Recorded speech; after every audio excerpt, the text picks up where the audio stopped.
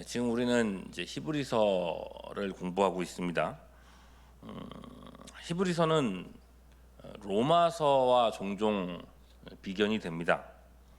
두 편지가 공히 복음이란 무엇인가 이 내용을 다루고 있어요. 이 로마서와 히브리서 사이에 차이점이 있다면은 로마서는 로마에 있는 이방인 성도들에게 쓴 책입니다. 반면 히브리서는 말 그대로 히브리 사람들, 이스라엘 사람들, 이런 사람들에 대해서 이런 사람들이 대상입니다. 그렇다면 두 편지의 내용은 또 어떻게 달라질 것인가? 로마서는요, 독자가 이방인입니다.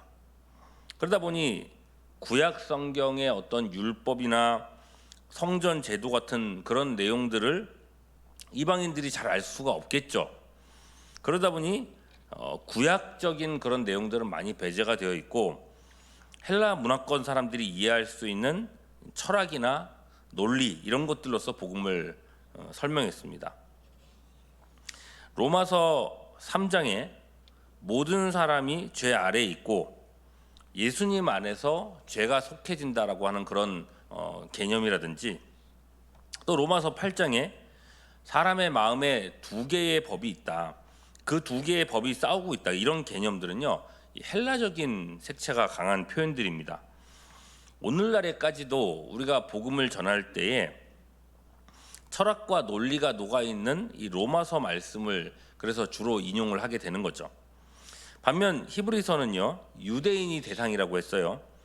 구약 성경을 잘 아는 사람들, 그죠? 그러니 당연히 구약의 색깔이 분명히 드러나고 제사 제도, 제사장 이런 얘기들이 히브리서에 많이 나옵니다. 그러니 여러분이 히브리서를 읽으실 때에는 이거는 유대인들을 위한 로마서다 이렇게 생각하고 읽으시면 훨씬 더 이렇게 눈에 잘 들어오실 것 같습니다. 그 오늘 3장 말씀도 마찬가지예요. 8절에 벌써 구약 얘기가 나오죠. 광야에서 시험하던 날에 거역하던 것 같이 하지 말라. 이 구약 출애굽 때 얘기를 하는 겁니다. 광야에서 시험하던 날.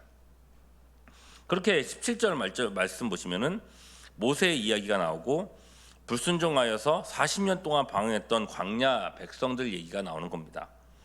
이 구약의 사건들로서 복음을 설명하고 있어요.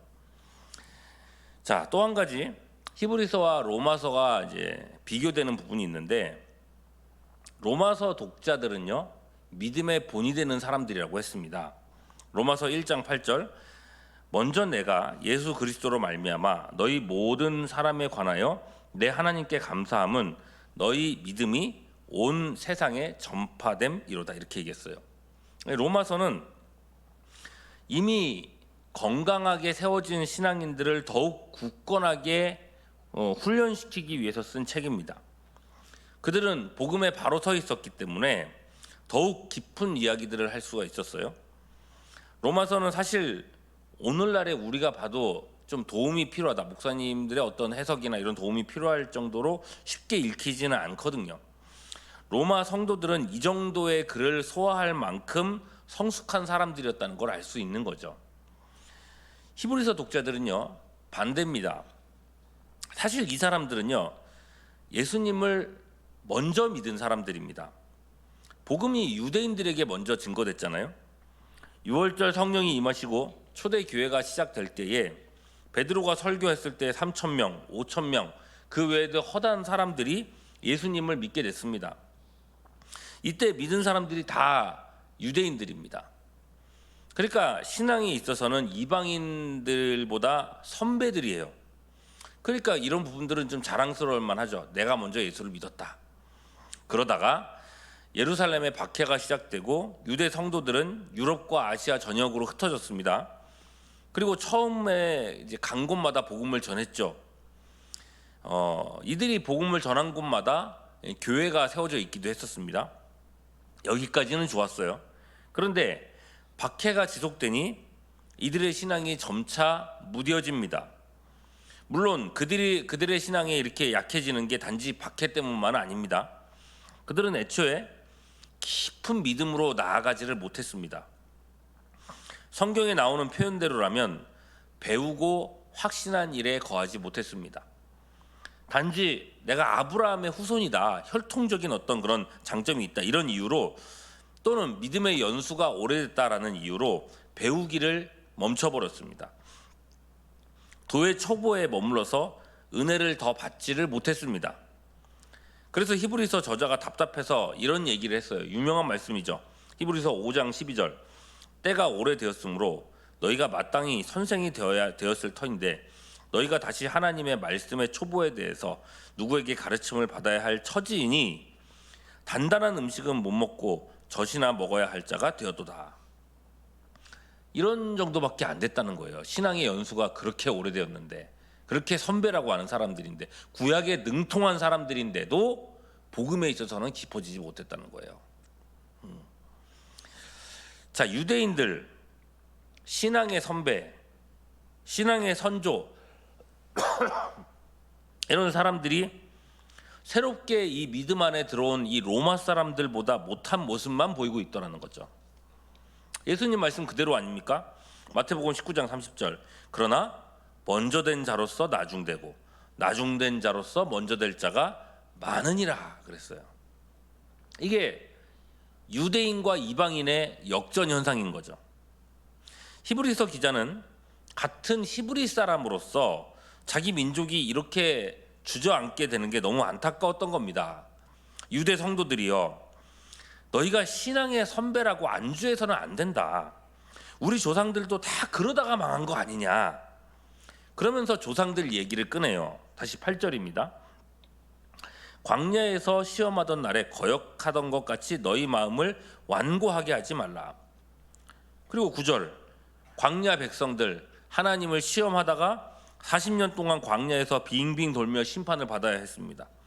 그렇게 해서 여러분, 당시 20세 이상 소위 신앙의 선배라고 했던 모든 사람들이 약속의 땅 가나안은 구경도 못 해보고 광야에서 싹 다 죽임을 당했습니다.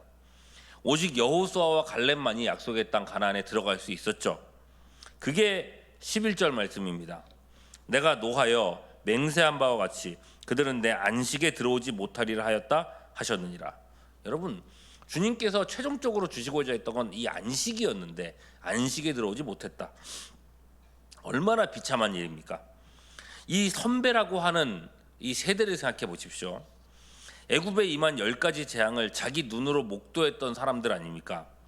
앞에는 홍해, 뒤에는 애굽의 군사들로 진퇴양난 위기에 있었을 때 그 홍해가 갈라지고 그 길을 통해서 하나님의 구원을 그야말로 온몸으로 경험했던 사람들.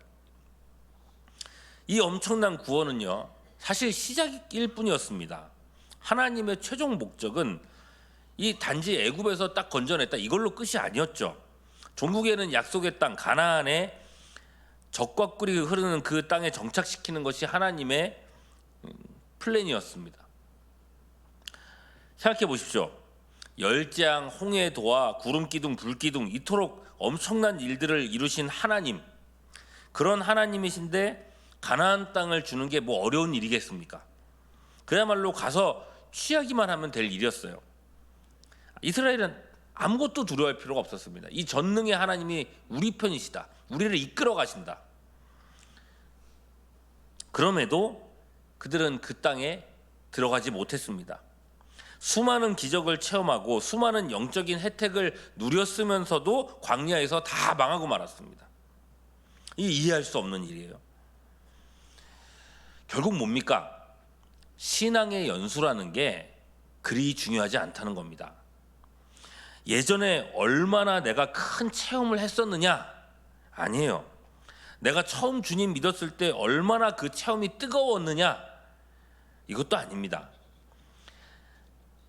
아브라함의 자손이다. 언약의 백성이다. 택하신 민족이다. 신앙의 선배다. 여러분, 광야에서 망한 사람들이 바로 그런 사람들이었다는 겁니다. 옛날의 경험, 옛날에 잘했던 거, 옛날에 대단했던 거, 여러분 그게 지금의 나를 세울 수 없다는 거예요. 그래서 여러분 13절에 뭐라고 말씀하십니까? 오직 언제요? 오늘 일하고 일컫는 동안에, 그리고 또요 매일, 그죠? 피차 권면하여 너희 중에 누구든지 죄의 유혹으로 완고하게 되지 않도록 하라. 여러분, 옛날에 어땠다 이게 아니라 오늘이라고 하는 거예요. 매일이라는 거예요. 지금 내 걸음이 바른 길을 가고 있는가, 지금 내가 어떤가, 이게 중요할 뿐입니다. 14절, 우리가 시작할 때에 확신한 것을 언제까지요? 끝까지. 여러분, 끝까지 견고히 잡으면 그리스도와 함께 참여한 자가 되리라. 여러분, 결국 이게 어제 우리가 2장 할 때 봤던 그 말씀 같은 내용인 거죠. 2장 1절에서 그러므로 우리는 들은 것에 더욱 유념함으로 우리가 어떻게 되지 않도록이요? 흘러 떠내려가지 않도록 함이 마땅하니라. 그죠? 물이 흘러내려오는 물에서 거슬러 올라가는 것이 신앙생활이라고 말하고 있는 겁니다. 멈추면 그냥 흘러내려가는 겁니다. 지금 현재 팔레스타인에서 전쟁에 휩싸여 있는 유대인들, 그들 중에 예수 믿는 사람이 아무도 없다면 다 흘러 떠내려간 사람들이라는 겁니다. 이거예요, 여러분. 신앙생활은 처음에 예수 믿은 것으로 그걸로 다 퉁치는 게 아닙니다. 얼마나 내가 그때 주님을 강렬하게 만났는지, 얼마나 대단한 기적을 경험했는지, 그거 아니에요. 끝까지 그 믿음을 지키는가 그렇지 않은가, 그것만이 중요합니다. 뭐 이렇게 얘기하면 또 그러실 수도 있어요. 목사님, 그러면 한 번 구원받는 것은 치유되지 않는다고 그러지 않았습니까?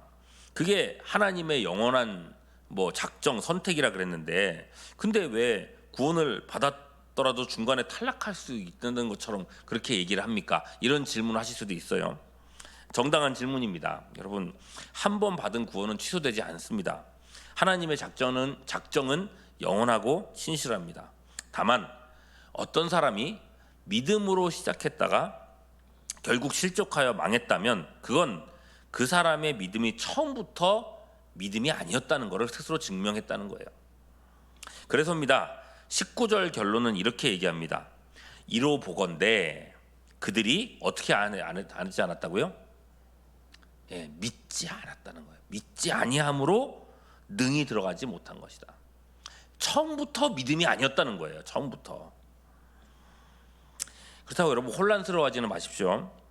그러면 신앙이란 결과론이냐, 지금은 믿어봤자 구원받았는지 내가 여부를 모르는 거냐, 끝까지 안 가보면, 여러분 그건 아닙니다. 구원은 분명 믿음으로 받습니다. 내가 예수를 믿는다? 그렇다면 그 사람의 구원은 확실하다고 봐야 합니다. 다만 그 믿음을 내가 끝까지 완주하느냐는 다른 문제입니다. 진정한 믿음의 사람, 확신의 사람은 결코 안주하지 않습니다. 안주해서도 안 됩니다. 만일 형제 영적으로 안주해 있다면 그게 바로 위험한 상태인 거예요. 하나님은 택하여 구원하신 사람을 참으로 구원하신 사람이라면 절대로 그렇게 내버려 두지 않으십니다. 성화의 길을 가게 하십니다. 견디고 인내하도록 견인의 은혜를 주십니다. 그렇게 마침내 영원한 안식까지 인도해 나가신다는 거예요. 그러니 여러분, 내가 여전히 이 길을 가고 있다면 우리는 불안해할 필요가 없습니다. 그저 그 길을 날마다 그저 신실하게 걸어가면 될 뿐입니다.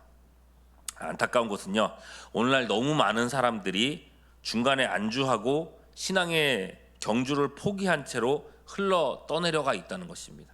이게 안타까운 거죠. 여러분, 우리는 그렇게 되지 않기를 바랍니다. 주님 앞에 서시는 그 날까지 13절 말씀에서처럼 매일 피차 권면하여 믿음의 결승선까지 다다르는 우리는 인생 될 수 있기를 주님의 이름으로 축원합니다. 기도하겠습니다. 신앙의 연수가 많아지며 혹시 영적 감각이 무뎌지지는 않았는지, 뒤로 물러가 침륜에 빠져 있지는 않은지 우리 스스로를 돌아보게 하여 주시옵소서. 날마다 성령에 충만하여 말씀의 인도를 받으며 많은 믿음의 자손들과 후배들에게 신실한 믿음의 본을 보이는 참된 영적 선배들이 되도록 우리 각 사람을 붙들어 주시옵소서. 오늘 아침에도 기도의 능력과 형통의 은혜 주시기를 간구하옵고 우리 구주 예수 그리스도 이름으로 기도하옵나이다. 아멘.